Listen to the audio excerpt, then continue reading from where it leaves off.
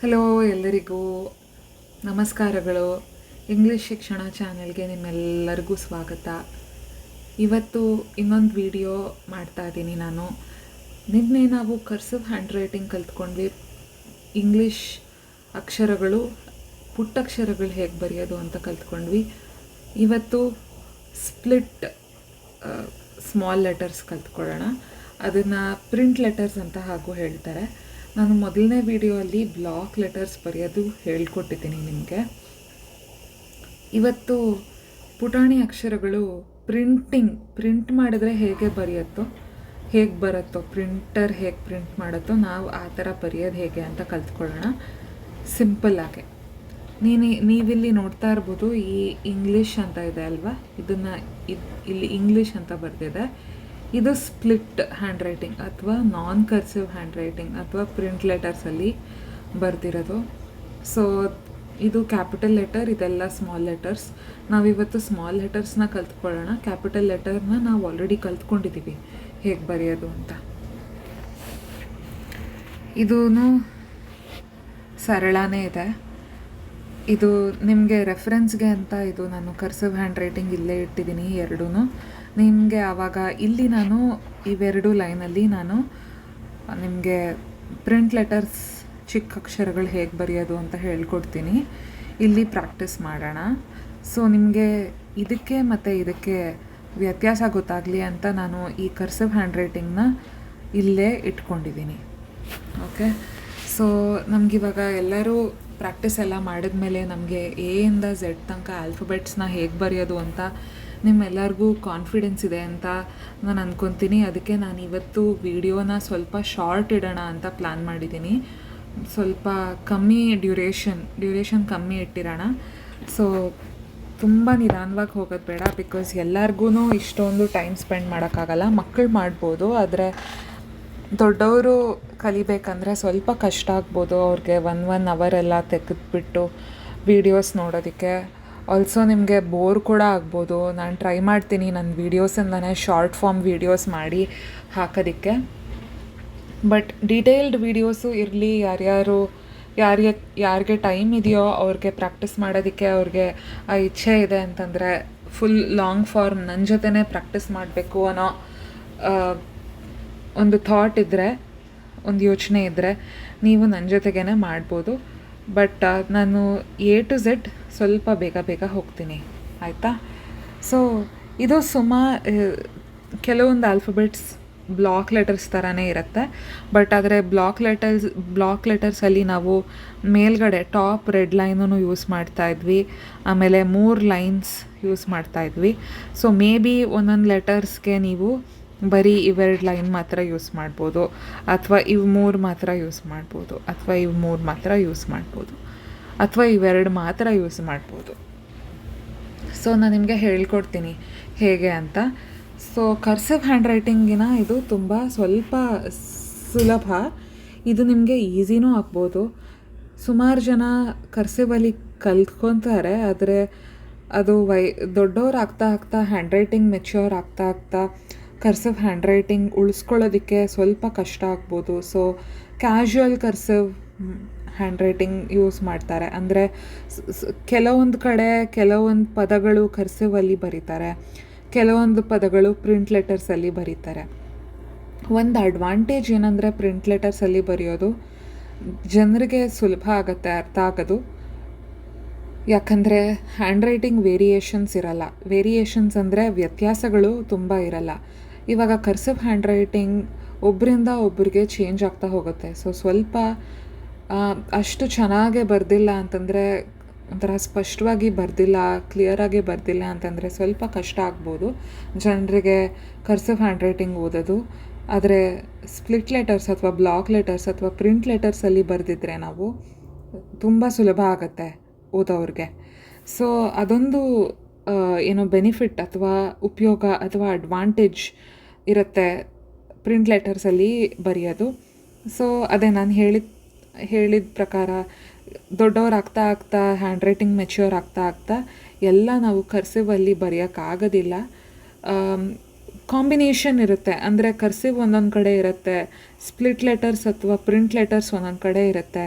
ನಮ್ಮದು ಫ್ರೀಡಮ್, ನಮ್ಮ ಕೈಗೆ ಹೇಗೆ ಅಭ್ಯಾಸ ಆಗುತ್ತೆ, ನಮಗೆ ಏನು ಈಸಿ ಆಗುತ್ತೆ, ಸುಲಭ ಆಗುತ್ತೆ, ನಾವು ಅದನ್ನು ಹಾಗೆ ಬರಿತಾ ಹೋಗ್ತೀವಿ. ಆ್ಯಂಡ್ ಅದೇ ಒಂದು ನಮ್ಮದು ಸ್ಟೈಲ್ ಆಗೋಗುತ್ತೆ.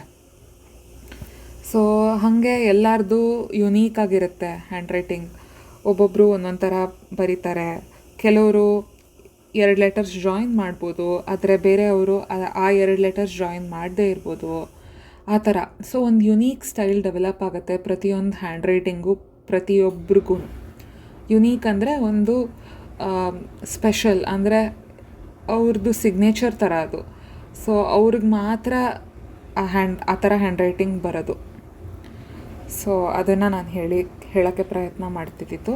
ಈ ನಾನ್ ಕರ್ಸಿವ್ ಅಥವಾ ಪ್ರಿಂಟ್ ಲೆಟರ್ಸಲ್ಲಿ ಬರೆಯೋದು ಒಂದೇ ಒಂದು ಉಪಯೋಗ ಅಂದರೆ ತುಂಬ ಸುಲಭ ಅರ್ಥ ಮಾಡ್ಕೊಳ್ಳಿಕ್ಕೆ. ಆ್ಯಂಡ್ ನಾವು ಪ್ರಿಂಟರಲ್ಲಿ ಏನಾದರೂ ಪ್ರಿಂಟ್ ಮಾಡಿದ್ರೆ ಇದೇ ಥರ ಬರುತ್ತೆ. ನಿಮಗೆ ಕಂಪ್ಯೂಟರ್ ಏನಾದರೂ ಆಪ್ರೇಟ್ ಮಾಡೋಕ್ಕೆ ಗೊತ್ತಿದ್ದರೆ ನೀವು ಅಲ್ಲಿ ಹೋಗ್ಬಿಟ್ಟು ಬೇರೆ ಬೇರೆ ಥರ ಫಾಂಟ್ಸ್ನ ನೋಡ್ಬೋದು. ಸೊ ಕೆಲವೊಂದು ಫಾಂಟ್ಸ್ ಪ್ರಿಂಟ್ ಲೆಟರ್ಸಲ್ಲೇ ಬರೆಯುತ್ತೆ. ಆಯಿತಾ? ಸೊ ಇವಾಗ ನಾವು ಶುರು ಮಾಡೋಣ ನಮ್ಮದು ಇವತ್ತು ಲೆಸನ್ನ, ಪಾಠನ. ಸೊ ಫಸ್ಟ್ ಆಲ್ಫಬೆಟ್ ಬಂದುಬಿಟ್ಟು ಎ. ನೋಡಿ, ನಾನು ನಿಮ್ಗೆ ಹೇಳೋದು ಏನಂತಂದರೆ, ನಾನಿವಾಗ ಹೇಗೆ ಈ ಲೆಟರ್ಸ್ದು ಡೈರೆಕ್ಷನ್ಸ್ ಅಂದರೆ ದಾರಿ, ದಿಕ್ಕು, ನಾನಿವಾಗ ಹೀಗೆ ಬರಿತೀನಿ ಅಂತಂದರೆ ಹೀಗೆ ಬರೆದು ಅಭ್ಯಾಸ ಮಾಡ್ಕೋಬೇಕು. ಕೆಲವೊಬ್ರು ಏನು ಮಾಡ್ತಾರೆ, ಈ ಥರ ಎಲ್ಲ ಬರೆಯೋಕ್ಕೆ ಹೋಗ್ತಾರೆ. ಕೊನೆಗೆ ಅದು ಸೇಮೇ ಇರ್ಬೋದು, ಬಟ್ ಮೆಥಡು ಕಲಿಯೋವಾಗ ಕರೆಕ್ಟಾಗೆ ಕಲಿಬೇಕು. ಸೊ ಇದು ಕರೆಕ್ಟ್ ಓ ಬರೆಯೋದು ಹೀಗೆ. ಕೆಲವ್ರು ಏನು ಮಾಡ್ತಾರೆ, ಹೀಗೆ ಬರೀತಾರೆ. ಅದೇನಾಗುತ್ತೆ, ನೀವು ಸುತ್ತಿ ಅದೆಲ್ಲ ಅದ್ರ ಮೇಲೆ ಬರೆಯೋದಾಗತ್ತೆ. ಸೊ ನಾವು ಕಲಿಯೋವಾಗ ಕರೆಕ್ಟಾಗಿ ಕಲ್ತ್ಕೊಳ್ಳೋಣ.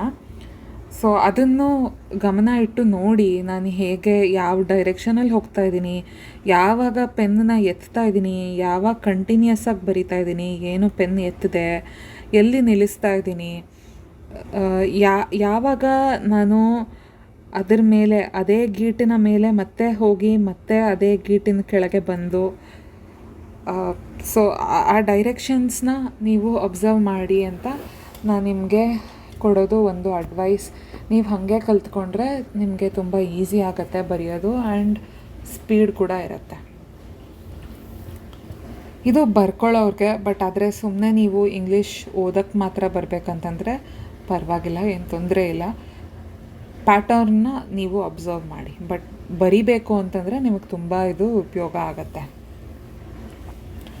ಸರಿ, ಇವತ್ತಿಂದು ಚಾಪ್ಟರ್ ಸ್ಟಾರ್ಟ್ ಮಾಡೋಣ ನಾವು. ಇವತ್ತು ಪ್ರಿಂಟ್ ಲೆಟರ್ಸ್ ಅಂತ ಹೇಳ್ತೀವಿ. ಪ್ರಿಂಟ್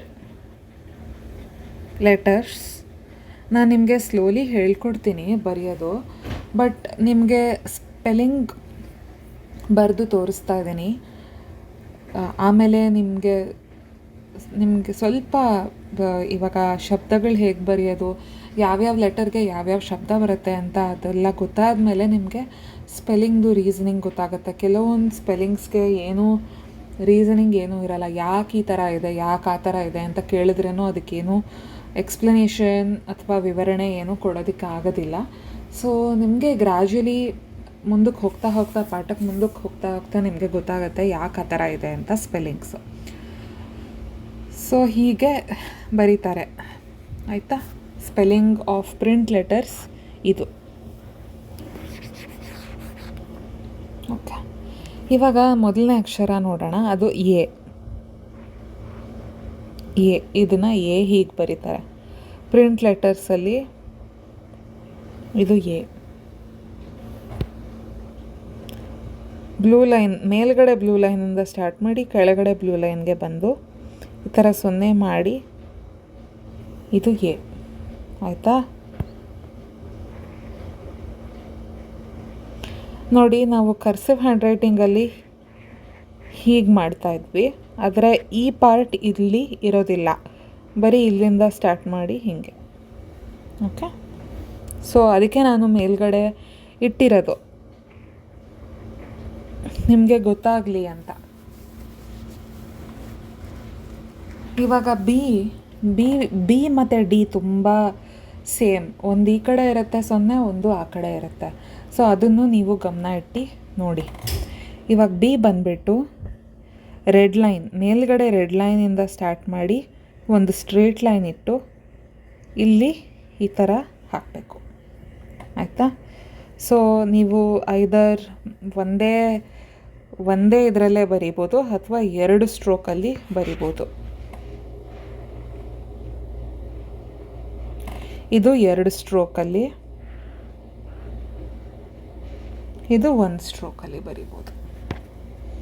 ಸೊ ಇಲ್ಲಿ ಮೇಲ್ಗಡೆ ರೆಡ್ ಲೈನಿಂದ ಬಂದು ಕೆಳಗಡೆ ಬ್ಲೂ ಲೈನ್ ತನಕ ಬಂದು ಮತ್ತು ಅದೇ ಲೈನ್ ಮೇಲೆ ಮೇಲೆ ಹೋಗ್ಬಿಟ್ಟು ಈ ಮೇಲ್ಗಡೆ ಬ್ಲೂ ಲೈನ್ನ ಮುಟ್ಟಿಸಿ ಆಮೇಲೆ ಕೆಳಗಡೆ ಬ್ಲೂ ಲೈನ್ನ ಮುಟ್ಟಿಸಿ ಅದೇ ಪಾಯಿಂಟ್ಗೆ ನೀವು ವಾಪಸ್ ಬರಬೇಕು. ಅದು ಬಿ.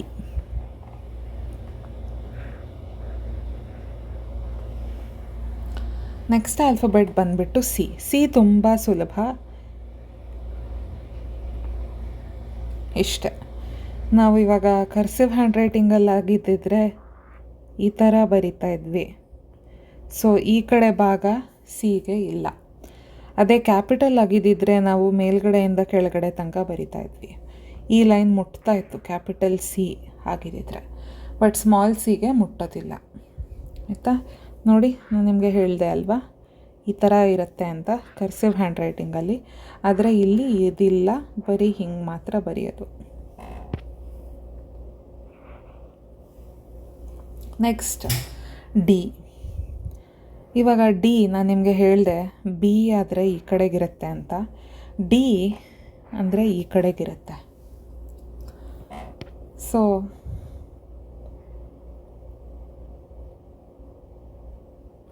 ಓಕೆ, ಇದು ಡಿ. ಮೇಲ್ಗಡೆಯಿಂದ ಸ್ಟಾರ್ಟ್ ಮಾಡಿ ಇದು ಡಿ. ನಾವು ಕರ್ಸಿವ್ ಲೆಟರ್ಸಲ್ಲಿ ಬರಿತಾ ಇದ್ವಿ ಅಂದರೆ ಹೀಗೆ ಬರಿತಾ ಇದ್ವಿ, ಬಟ್ ಈ ಭಾಗ ಇಲ್ಲಿಲ್ಲ.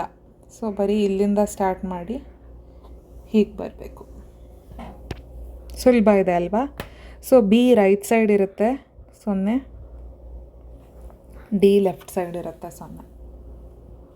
ಅಂದರೆ ನಾನು ಹೇಳಿದ್ದೇನೆಂದರೆ ಬಿಗೆ ಬಲಗಡೆ 0 ಇರುತ್ತೆ, ಡಿಗೆ ಎಡಗಡೆ 0 ಇರುತ್ತೆ. ನೆಕ್ಸ್ಟ್ ಬಂದುಬಿಟ್ಟು ಇ.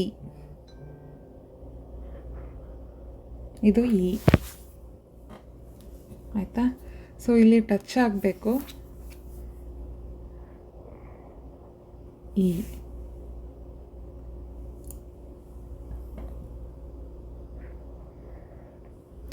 ಕರ್ಸಿವ್ ಹ್ಯಾಂಡ್ ರೈಟಿಂಗಲ್ಲಿ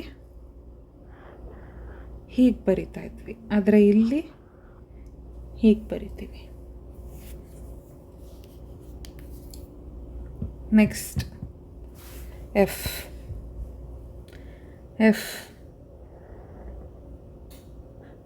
ಹೀಗೆ ಅಥವಾ ಹೀಗೆ, ಹೇಗಾದರೂ ಬರಿಬೋದು, ತುಂಬ ಸುಲಭ. ಹಿಂಗೆ ಹಾಕಿ ಒಂದು ಹಾರಿಜಾಂಟಲ್ ಲೈನ್. ನೀವು ಟಿ ಹೇಗೆ ಬರೆಯೋದು ಅಂತ ಕೇಳ್ಬೋದು. ಟಿ ಹೀಗೆ ಬರೆಯೋದು. ಸೊ ನೋಡಿ, ತುಂಬ ಏನು ಡಿಫ್ರೆನ್ಸ್ ಇಲ್ಲ. ಇಲ್ಲಿ ಮೇಲ್ಗಡೆ ಕರ್ವ್ ಇರುತ್ತೆ, ಮೇಲ್ಗಡೆ ಮತ್ತು ಕೆಳಗಡೆ ಇರುತ್ತೆ. ಇಲ್ಲಿ ಬರೀ ಕೆಳಗಡೆ ಮಾತ್ರ ಇರುತ್ತೆ. ಇದು ಟಿ, ಇದು ಎಫ್. ಅರ್ಥ ಆಯ್ತಲ್ವಾ? ಸೊ ಫಸ್ಟ್ ನಾವು ಎಫ್ ಕಲಿಯೋಣ. ಎಫ್ ನಂತರ ಜಿ ಬರುತ್ತೆ. ಜಿ ಇದು ಜಿ.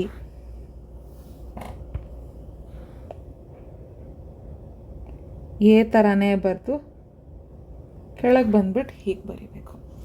ನೋಡಿ, ಕರ್ಸಿವ್ ಹ್ಯಾಂಡ್ ರೈಟಿಂಗಲ್ಲಿ ಆಗಿದ್ದಿದ್ರೆ ಹೀಗೆ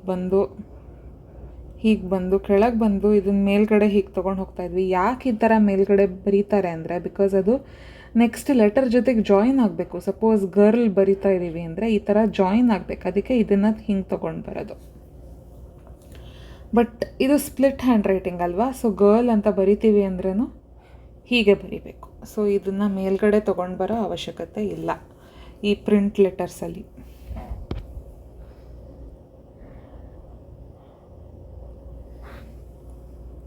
ಓಕೆ, ನಂತರ ನೆಕ್ಸ್ಟ್ ಆಲ್ಫಾಬೆಟ್ ಹೇಳಿ. ಹೆಚ್ ಕೂಡ ಈಸಿ. ಹೀಗೆ ಇದು ಹೆಚ್.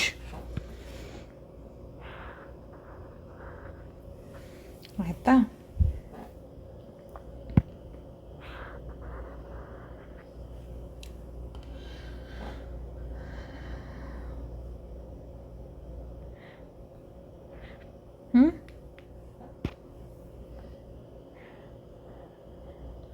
ಹೆಚ್. Next I.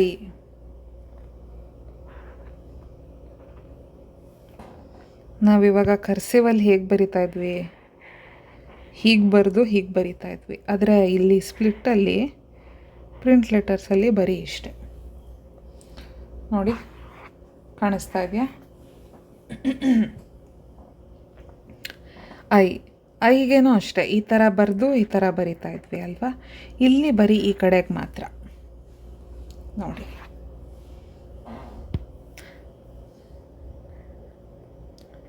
ನಾನು ನಿಮಗೆ ಯಾಕೆ ಇದನ್ನು ತೋರಿಸ್ತಾ ಇದ್ದೀನಿ ಅಂದರೆ, ಕಲಿಯೋವಾಗ ನಿಮಗೆ ಸುಲಭ ಆಗುತ್ತೆ, ಇಲ್ಲಾಂದರೆ ಸ್ವಲ್ಪ ಕನ್ಫ್ಯೂಷನ್ ಆಗ್ಬೋದು, ಅದರಲ್ಲಿ ಹೇಗೆ ಬರೀತಾರೆ, ಇದರಲ್ಲಿ ಹೇಗೆ ಬರೀತಾರೆ ಅಂತ.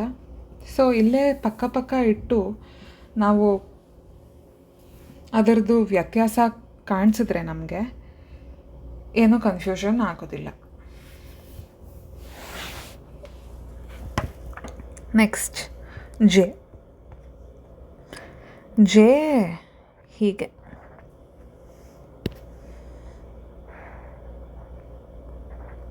ನೋಡಿ, ಎಷ್ಟು ಸುಲಭ ಇದು. ಆಯಿತಾ? ಜೆ. ಕರ್ಸಿವಲ್ಲಿ ಹೇಗಿತ್ತು, ಹೀಗೆ. ಬಟ್ ಇದು ಬರೀ ಇಷ್ಟೆ. Okay, J. ನಂತರ ಕೆ.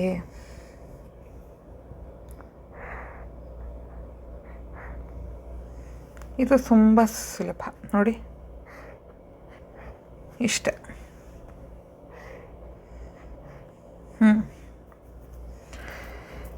ಕರ್ಸಿವಲ್ಲಿ ಆಗಿದ್ದಿದ್ರೆ ಹಿಂಗಿರ್ತಾಯಿತ್ತು. ಇದು ಸುಲಭ.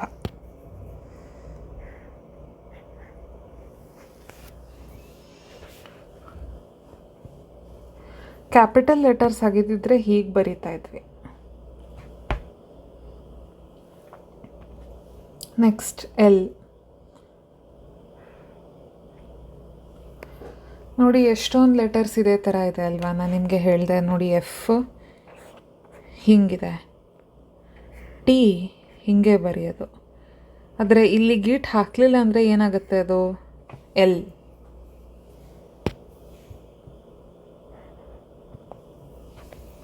ಓಕೆ, ಕರ್ಸಿವ್ ಹ್ಯಾಂಡ್ ರೈಟಿಂಗ್ ಆದರೆ ಹಿಂಗೆ ಬರ್ತಾಯಿತ್ತು. ಇದು ಬರೀ ಇಷ್ಟೆ. Next letter M. ಇದು ಎಮ್ ಬ್ಲಾಕ್ ಲೆಟರ್ಸಲ್ಲಿ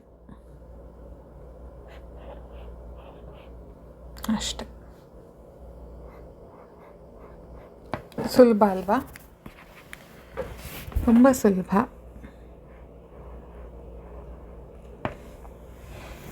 ಓಕೆ, ನೆಕ್ಸ್ಟ್ ಬಂದುಬಿಟ್ಟು ಎನ್.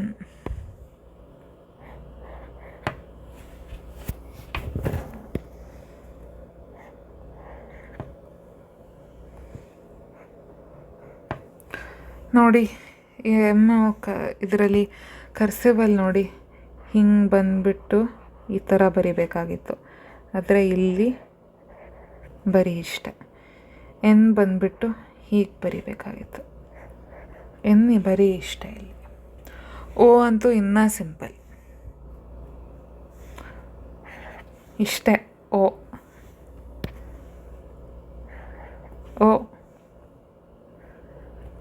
ಓ. ಪಿ ಪಿ ಕೂಡ ತುಂಬ ಸಿಂಪಲ್ ಆಯಿತಾ. ಪಿ ಮತ್ತು ಬಿಗೆ ಸಿಮಿಲ್ಯಾರಿಟೀಸ್ ನೋಡಿ. ಬಿ ಅಂದರೆ ಈ ಬಿ ನಾನು ಹೇಳ್ತಾ ಇರೋದು, ಮತ್ತು ಪಿ.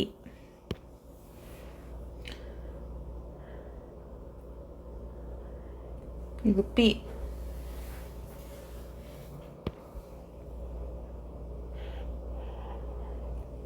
ಪಿ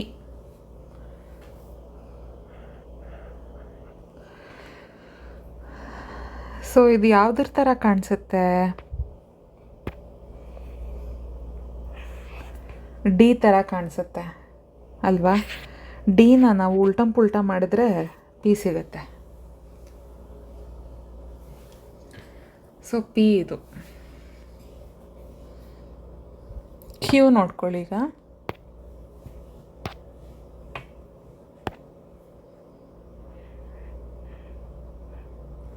ಇದು ಕ್ಯೂ.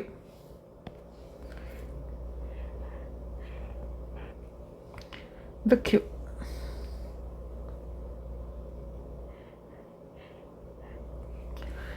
ಕರ್ಸಿವ್ ಹ್ಯಾಂಡ್ ರೈಟಿಂಗ್ ಆದರೆ ಹಿಂಗಿರ್ತಾ ಇತ್ತು, ಇಲ್ಲಿ ಇದಿರ್ತಾ ಇತ್ತು, ಬಟ್ ಇವಾಗ ಇದು ಇಲ್ಲಿಲ್ಲ. ಮತ್ತು ನೆಕ್ಸ್ಟ್ ಆರ್. ಆರ್ ಇಷ್ಟೇ ಇದೆ. ಆರೂ ತುಂಬ ಸುಲಭ. ಇಷ್ಟೆ. ಇಲ್ಲಿ ನೋಡಿ, ಇಷ್ಟೆಲ್ಲ ಮಾಡಬೇಕಾಗಿತ್ತು, ಇಲ್ಲಿ ಬರೀ ಇಷ್ಟೆ. ಎಸ್ ಕೂಡ ತುಂಬ ಸಿಂಪಲ್. ನೀವು ಕ್ಯಾಪಿಟಲ್ ಲೆಟರ್ಸಲ್ಲಿ ಹೇಗೆ ಕಲ್ತಿದ್ದೀರೋ ಹಾಗೆ ಎಸ್ಸು, ಆದರೆ ಬರೀ 2 ಲೈನ್ಸಲ್ಲಿ ಮಾತ್ರ ಬರೆಯೋದು. ನೋಡಿ, ಕ್ಯಾಪಿಟಲ್ಸಲ್ಲಿ ಹೀಗೆ ಬರ್ತಿದ್ವಿ, ಜ್ಞಾಪಕ ಇದೆ ಅಲ್ವಾ? ಇಲ್ಲಿ ಬರೀ ಕರ್ಸಿವಲ್ಲಿ ಹೀಗೆ ಬರ್ತಿದ್ವಿ. ಇವಾಗ ನಾವು ಇಲ್ಲಿ ಬರೀ ಇಷ್ಟೇ ಬರೆಯೋದು. ಓಕೆ. Next T. ಟಿ ನಿಮಗೆ ಹೇಳ್ಕೊಟ್ಟಿದ್ದೆ, ಜ್ಞಾಪಕ ಬಂತ? ಯಾವುದ್ರ ಥರ ಇರುತ್ತೆ ಅದು? ಯಾವ ಆಲ್ಫಬೆಟ್ ಥರ ಇರುತ್ತೆ? ಅದರದ್ದು 2 ಆಲ್ಫಬೆಟ್ ರಿಸೆಂಬ್ಲೆನ್ಸಸ್ ಇದೆ, ಅಂದರೆ 2 ಆಲ್ಫಬೆಟ್ ಥರ ಕಾಣಿಸುತ್ತೆ ಅಲ್ವಾ ಟಿ? ಸೊ ಆ 2 ಆಲ್ಫಬೆಟ್ ಮತ್ತು ಟಿಗೆ ಹೇಗೆ ವ್ಯತ್ಯಾಸ ಇರೋದು ನೋಡೋಣ. ನಿಮಗೆ ಜ್ಞಾಪಕ ಇದೆಯಾ ನಾನು ಹೇಳ್ಕೊಟ್ಟಿದ್ದು?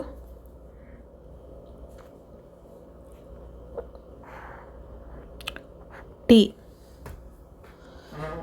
ಆಯಿತಾ? ಟಿ ನಿಮಗೆ ಜ್ಞಾಪಕ ಬಂತು ಅಂದರೆ ವೆರಿ ಗುಡ್. ಜ್ಞಾಪಕ ಬರಲಿಲ್ಲ ಅಂದರೆ ಪರವಾಗಿಲ್ಲ, ಇದು ಫಸ್ಟ್ ಟೈಮ್. ಕರ್ಸಿವ್ ಹ್ಯಾಂಡ್ ರೈಟಿಂಗಲ್ಲಿ ಹೇಗೆ ಬರಿತಾ ಇದ್ವಿ?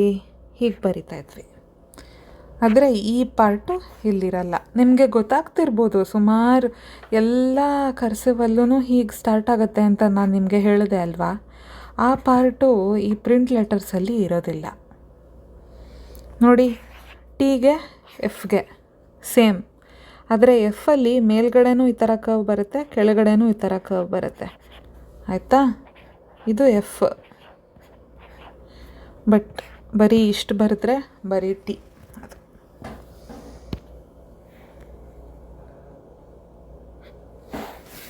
ಸೊ ಅಂದರೆ ಎಲ್ಗೆ ನಾವು ಹಿಂಗೆ ಬರೆದ್ರೆ ಅದು ಟಿ ಆಗೋಗುತ್ತೆ. Next letter U. ಇದು ಯು. ನೋಡಿ, ಕರ್ಸಿವಲ್ಲಿ ಇಲ್ಲಿ ಇರ್ತಾಯಿತ್ತು, ಹಿಂಗಿರ್ತಾಯಿತ್ತು, ಆದರೆ ಈ ಭಾಗ ಸ್ಪ್ಲಿಟ್ ಲೆಟರಲ್ಲಿ ಇರಲ್ಲ. ಯು. ವಿ. ವಿ ಹೇಗೆ ಬರೆಯೋದು? ಕ್ಯಾಪಿಟಲ್ ವಿ ಹೀಗೆ ಬರಿತಾ ಇದ್ವಿ, ಅದೇ ಥರನೇ ಬರಿಬೇಕು. ಸ್ಮಾಲ್ ವಿ, ಬರೀ 2 ಲೈನ್ ಮಧ್ಯ.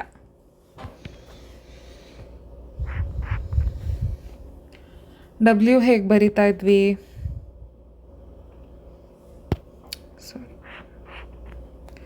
ಡಬ್ಲ್ಯೂ ಹೇಗೆ ಬರಿತಿದ್ವಿ? ಕ್ಯಾಪಿಟಲ್ ಡಬ್ಲ್ಯೂ ಹೀಗೆ, ರೈಟ್? ಬಟ್ ಸ್ಮಾಲ್ ಡಬ್ಲ್ಯೂ ಬರೀ 2 ಲೈನ್ ಮಧ್ಯ ಬರೆಯೋದು. ಓಕೆ. ಸೊ ಇಲ್ಲಿ ನೋಡಿ, ವಿಗೆ ನಾವು ಹೀಗೆ ಬರಿತಾ ಇದ್ವಿ ಕರ್ಸಿವಲ್ಲಿ, ಆದರೆ ಬರೀ ಹಿಂಗೆ ಮಾತ್ರ ಬರಿತೀವಿ. ಡಬ್ಲ್ಯೂಗೆ ಹೀಗೆ ಹೋಗಿ ಹೀಗೆ ಹೋಗಿ ಹೀಗೆ ಹೋಗಿ ಹಿಂಗೆ ಬರಿತಾ ಇದ್ವಿ. ಆ್ಯಂಡ್ ಇಲ್ಲಿ ಶಾರ್ಪ್ ಇಲ್ಲ, ಇಲ್ಲಿ ಒಂಥರ ಬ್ಲಂಟ್ ಇದೆ. ಬ್ಲಂಟ್ ಅಂದರೆ ಏನು, ಚೂಪಿರಲ್ಲ, ಒಂಥರ ರೌಂಡ್ ಆಗಿದೆ. ಆದರೆ ಇಲ್ಲಿ ಚೂಪಿದೆ, ಶಾರ್ಪ್ ಇದೆ ಎಡ್ಜಸ್. ಸೊ ಆ ವ್ಯತ್ಯಾಸನ ನೀವು ಅಬ್ಸರ್ವ್ ಮಾಡಬೇಕು. ಓಕೆ. ಎಕ್ಸ್ ಹೇಗೆ ಬರೆಯೋದು? ಕ್ಯಾಪಿಟಲ್ ಎಕ್ಸ್ ಹೇಗೆ ಬರಿತಿದ್ವಿ? ಹೀಗೆ. ಸ್ಮಾಲ್ ಎಕ್ಸ್ ಇಷ್ಟೇ. ಓಕೆ. ವೈ ಕ್ಯಾಪಿಟಲ್ ವೈ ಹೀಗೆ ಬರಿತಿದ್ವಿ, ಸ್ಮಾಲ್ ವೈ ಹೇಗೆ ಬರೆಯೋದು? ಹೀಗೆ.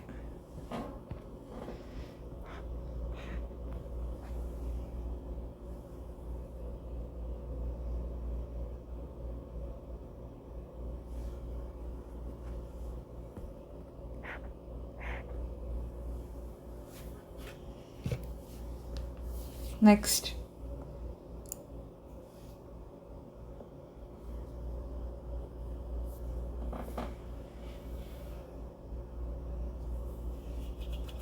ಲಾಸ್ಟ್ ಆಲ್ಫಬೆಟ್ ಏನು? ಝೆಡ್. ಕ್ಯಾಪಿಟಲ್ಸಲ್ಲಿ ಹೀಗೆ ಬರಿತಿದ್ವಿ, ಹೀಗೆ.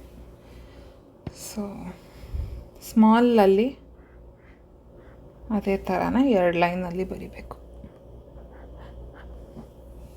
ಆಯಿತಾ? ಸೊ ನಾವು ಮುಗಿಸಿದ್ದೀವಿ. ಇವಾಗ ನೋಡಿ ಎಷ್ಟು ಡಿಫ್ರೆಂಟ್ ಇದೆ.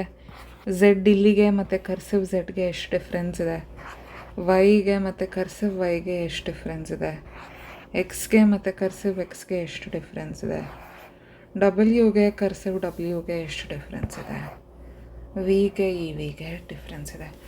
ಸೊ ನಿಮ್ಗೆ ಏನು ಈಸಿ ಆಗುತ್ತೆ ನೀವು ಅದನ್ನು ಫಾಲೋ ಮಾಡ್ಬೋದು, ಆಯಿತಾ? ಬಟ್ ಎರಡು ಗೊತ್ತಿರಲಿ, ಸೊ ದಟ್ ನಿಮಗೆ ಬೇರೆಯವರು ಬರೆದಿರೋದೂ ಅರ್ಥ ಆಗುತ್ತೆ. ಸೊ ಕರ್ಸಿವ್ ಹ್ಯಾಂಡ್ ರೈಟಿಂಗ್ ನಿಮಗೆ ಅನಿಸ್ಬೋದು ಇದೇ ಪ್ರಿಂಟ್ ಥರನೇ ಬರೆಯೋದು ಬೆಟರು, ಪ್ರಿಂಟ್ ಥರನೇ ಈಸಿ ಆಗುತ್ತೆ, ತುಂಬ ಸುಲಭ, ಕರ್ಸಿವ್ ಸ್ವಲ್ಪ ಕಷ್ಟ ಅಂತ ನಿಮ್ಗೆ ಅನಿಸ್ಬೋದು. ಕಲಿತಾ ಏನಂತ ಕಷ್ಟ ಆಗಲ್ಲ, ಬಟ್ ಒಂದು ಫೆಮಿಲಿಯಾರಿಟಿ ಇರಬೇಕು ನಿಮಗೆ. ಯಾಕಂದರೆ ಬೇರೆಯವ್ರು ಏನಾದರೂ ಬರೆದಿದ್ರೆ ಹ್ಯಾಂಡ್ ರೈಟಿಂಗ್ ಅವ್ರದ್ದು ಅರ್ಥ ಆಗಬೇಕಲ್ಲ. ಸೊ ಕರ್ಸಿವ್ ಗೊತ್ತಿದ್ರೆ ಒಳ್ಳೆಯದು, ಆಯಿತಾ? ಸೊ ಇವತ್ತಿಗೆ ಇದೊಂದೇ ನಾನು ಪ್ಲ್ಯಾನ್ ಮಾಡಿದ್ದಿತ್ತು. ನೆಕ್ಸ್ಟ್ ಚಾಪ್ಟರಲ್ಲಿ ಅಂದರೆ ನೆಕ್ಸ್ಟ್ ವಿಡಿಯೋಲ್ಲಿ ನಾನು ನಿಮಗೆ ಹೇಳ್ಕೊಡ್ತೀನಿ ಯಾವ ಅಕ್ಷರ ಏನು ಶಬ್ದ ಮಾಡುತ್ತೆ ಅಂತ. ಸೊ ಅದು ಕಲ್ತಿದ ಮೇಲೆ ಆಮೇಲೆ ವವಲ್ಸ್ ಯಾವುದು, ಕಾನ್ಸನೆಂಟ್ಸ್ ಯಾವುದು ಅಂತ ಕಲಿಯೋಣ. ಅದರ ನಂತರ 2 ಲೆಟರ್ ವರ್ಡ್ಸ್, 3 ಲೆಟರ್ ವರ್ಡ್ಸ್ ಹಾಗೆ ಕಲಿತಾ ಹೋಗೋಣ, ಆಯಿತಾ? ಸೊ ಇವತ್ತಿಗೆ ಇಷ್ಟೇ. ಇದನ್ನು ಚೆನ್ನಾಗೇ ನೀವು ಅಭ್ಯಾಸ ಮಾಡ್ಕೊಳ್ಳಿ. ಸೊ ಆಯಿತಾ? ಧನ್ಯವಾದ ಎಲ್ಲರಿಗೂ. ಇಲ್ಲಿ ತನಕ ನೋಡಿದರೆ ನೀವು ತುಂಬ ಥ್ಯಾಂಕ್ ಯು, ತುಂಬ ಧನ್ಯವಾದಗಳು. ನನಗೆ ಇದು ನಿಮಗೆ ಹೇಳ್ಕೊಡೋದಕ್ಕೆ ನನಗೆ ತುಂಬ ಸಂತೋಷ. ಯಾವುದೇ ಏಜ್ ಇರಲಿ, ಯಾವುದೇ ವಯಸ್ಸಾಗಿರಲಿ, ಎಲ್ಲರೂ ಬಂದು ಕಲೀರಿ. ಇಂಟರ್ನೆಟ್ ಒಂದೇ ಬೇಕಾಗಿರೋದು, ಟ್ಯೂಷನ್ ಬೇಕಾಗಿಲ್ಲ, ಟ್ಯೂಷನ್ ಟೀಚರ್ನ ಹುಡ್ಕೋದು ಬೇಕಾಗಿಲ್ಲ, ಟ್ಯೂಷನ್ಗೆ ದುಡ್ಡು ಕೊಡೋದು ಬೇಕಾಗಿಲ್ಲ. ಬರೀ ಇಂಟರ್ನೆಟ್ ಒಂದು ಹಾಕ್ಕೊಂಡು ಈ ಯೂಟ್ಯೂಬ್ ಚಾನಲ್ಗೆ ಬಂದುಬಿಟ್ಟು ಇಂಗ್ಲೀಷ್ ಶಿಕ್ಷಣ ಚಾನಲ್ ಅಷ್ಟೇ ಬೇಕಾಗಿರೋದು. ಇದರಲ್ಲಿ ಕಲ್ತ್ಕೊಳ್ಳಿ. ಬೇರೆ ಸಬ್ಜೆಕ್ಟ್ಸ್ ನೋಡೋಣ. ಇವಾಗ ಸದ್ಯಕ್ಕೆ ಒಂದು ಇಂಗ್ಲೀಷ್ ಅಂತ ಒಂದು ಲೆವೆಲ್ಗೆ ಬಂದರೆ ಆಮೇಲೆ ನಾನು ಸ್ಕೂಲ್ ಮಕ್ಕಳಿಗೆ ಬೇರೆ ಸಬ್ಜೆಕ್ಟ್ಸ್ ಏನಾದರೂ ಮಾಡ್ಬೋದಾ ಅಂತ ನೋಡ್ತೀನಿ, ಆಯಿತಾ? ಸೊ ಇವಾಗ ಹೋಪ್ಫುಲಿ ನಿಮಗೆ ಇದು ಹೆಲ್ಪ್ ಆಗ್ತಾ ಇದೆ. ನೋಡಿ, ನಿಮ್ಮ ಫ್ರೆಂಡ್ಸ್ಗೇನೂ ತೋರಿಸಿ. ನಿಮಗೆ ಯಾರಾದರೂ ಗೊತ್ತಿರೋರು ಇಂಗ್ಲೀಷ್ ಕಲಿಬೇಕು ಅಂತ ಆಸೆ ಇರೋರು ಯಾರಾದರೂ ಗೊತ್ತಿದ್ರೆ ಅವ್ರಿಗೂ ಹೇಳಿ ಈ ಥರ ಚಾನಲ್ ಇದೆ ಅಂತ. ನೀವೆಲ್ಲರೂ ಈ ಚಾನಲ್ನ ಉಪಯೋಗಿಸ್ಕೊಂಡು ನಿಮಗೆ ಸಹಾಯ ಆದರೆ ನನಗೆ ಅದೇ ದೊಡ್ಡ ವಿಷಯ, ಅದೇ ತುಂಬ ಖುಷಿ ಆಗುತ್ತೆ ನನಗೆ. ಆ್ಯಂಡ್ ಇದು ನಾನು ಯಾಕೆ ಮಾಡ್ತಿದ್ದೀನಿ ಮತ್ತು ಇದೊಂದು ಮಾತು ಹೇಳೋಕ್ಕೆ ಇಷ್ಟಪಡ್ತೀನಿ. ದೊಡ್ಡ ದೊಡ್ಡ ಊರುಗಳಲ್ಲಿ ಎಲ್ಲ ಫೆಸಿಲಿಟೀಸ್ ಇರುತ್ತೆ ಕಲ್ತ್ಕೊಳ್ಳೋದಕ್ಕೆ, ಟೀಚರ್ಸ್ ಚೆನ್ನಾಗಿರೋರು ಸಿಗ್ತಾರೆ ಕಲಿಸೋದಕ್ಕೆ, ಎಲ್ಲ ವ್ಯವಸ್ಥೆ ಇರುತ್ತೆ ದೊಡ್ಡ ದೊಡ್ಡ ಊರಿನ ಮಕ್ಕಳಿಗೆ ಕಲೀಲಿಕ್ಕೆ. ಪುಟಾಣಿ ಊರುಗಳು ಅಲ್ಲೇ ಕಷ್ಟ ಆಗೋದು ಅವ್ರಿಗೆ ಏನೋ ಹೆಂಗಿರುತ್ತೆ, ಎಷ್ಟು ವ್ಯವಸ್ಥೆಗಳಿರುತ್ತೆ ಅಂತ ಅವ್ರಿಗೆ ತಿಳುವಳಿಕೆನೂ ಇರೋಲ್ಲ. ಸೊ ಅಂಥವ್ರಿಗೆ ನೀವು ಖಂಡಿತ ಈ ವಿಡಿಯೋ ಶೇರ್ ಮಾಡಿ, ಅವ್ರಿಗೆ ತುಂಬ ಹೆಲ್ಪ್ ಆಗುತ್ತೆ. ನಾನು ಅವ್ರಿಗೋಸ್ಕರನೇ ಈ ಥರ ವೀಡಿಯೋಸ್ ಮಾಡ್ತಾ ಇರೋದು. ಆ ಥರ ಹಳ್ಳಿಗಳು, ತಾಲೂಕುಗಳು, ಪುಟಾಣಿ ಪಂಚಾಯತ್ಗಳಲ್ಲಿ ಬೆಳೆಯೋ ಮಕ್ಕಳಿಗೆಲ್ಲನೂ ಕಲಿಯೋ ಒಂದು ಚಾನ್ಸ್ ಇರಲಿ ಅಂತ. ಅವ್ರಿಗೆ ಯಾರು ಹೇಳ್ಕೊಡ್ತಾರೆ? ನಾವು ಇದೇ ಥರ ಯೂಟ್ಯೂಬಲ್ಲೇ ಅವ್ರಿಗೂ ಹೆಲ್ಪ್ ಮಾಡಬೇಕು. ಸೊ ಅದಕ್ಕೆ ನಾನು ಇದೊಂದು ಚಾನಲ್ ಕ್ರಿಯೇಟ್ ಮಾಡಿರೋದು. ಎಲ್ಲ ಮಕ್ಳಿಗೂ ಇದೊಂದು ವ್ಯವಸ್ಥೆ ಇದೆ. ನಾನು ಹಳ್ಳಿಗೆ ಹೋಗಿ ಹೇಳ್ಕೊಡೋದಕ್ಕಿಂತ ಇದು ತುಂಬ ಸುಲಭ ನನಗೆ ಮಾಡೋದಕ್ಕೆ. ಸೊ ನನ್ನ ಕೈಯಲ್ಲಿ ಎಷ್ಟಾಗುತ್ತೋ ನಾನು ಇದನ್ನು ಮಾಡ್ತೀನಿ. ಸೊ ದಯವಿಟ್ಟು ಎಲ್ಲರಿಗೂ, ಅಂಥವ್ರಿಗೆಲ್ಲ ನಿಮ್ಗೆ ಯಾರಿಗಾದ್ರೂ ಗೊತ್ತಿದ್ದರೆ, ನಿಮ್ಮ ಬಂಧು ಬಳಗ ಆಗಲಿ, ಈ ವಿಲೇಜಸಲ್ಲಿ ಅಥವಾ ಟೌನ್ಸಲ್ಲಿ ಅಂದರೆ ಹಳ್ಳಿಗಳಲ್ಲಿ, ತಾಲೂಕುಗಳಲ್ಲಿ ಯಾರಾದರೂ ಇದ್ದರೆ ಅವ್ರಿಗೆ ಇದು ಅವ್ರಿಗೆ ತುಂಬ ಉಪಯೋಗ ಆಗುತ್ತೆ ಅಂತ ನಿಮ್ಗೇನಾದರೂ ಅನಿಸಿದ್ರೆ ದಯವಿಟ್ಟು ಅವ್ರಿಗೆ ತಲುಪಿಸಿ ಈ ವಿಡಿಯೋನ. ಅಷ್ಟೇ, ನೀವು ಬರೀ ಈ ವಿಡಿಯೋ ಇದೆ ಅಂತ ಹೇಳಬೇಕು ಅಷ್ಟೇ, ಬೇರೆ ಏನೂ ಇಲ್ಲ. ಓಕೆ, ಸೊ ಇಲ್ಲಿ ತನಕ ನೋಡಿದ್ದೀರಾ ಅಂದರೆ ತುಂಬ ಧನ್ಯವಾದಗಳು ಎಲ್ಲರಿಗೂ. ನಿಮಗಿಷ್ಟ ಆದರೆ ಒಂದು ಲೈಕ್ ಮಾಡಿ ವಿಡಿಯೋನ, ಅಥವಾ ನನಗೆ ಕಮೆಂಟ್ ಮಾಡಿ ತಿಳಿಸಿ ಈ ಥರ ಇಷ್ಟ ಆಯಿತು, ನಿಮ್ಗೆ ಉಪಯೋಗ ಆಯಿತು ಅಂತ. ನಿಮಗೆ ಆ ಥರ ಅನಿಸಿದರೆ ನನಗೆ ಅಷ್ಟೇ ಸಾಕು. ಆಯಿತಾ? ಮತ್ತೆ ನೆಕ್ಸ್ಟ್ ವಿಡಿಯೋಲ್ಲಿ ಸಿಗೋಣ ನಾಳೆ. ಧನ್ಯವಾದಗಳು ಎಲ್ಲರಿಗೂ. Happy weekend, happy learning. Thank you.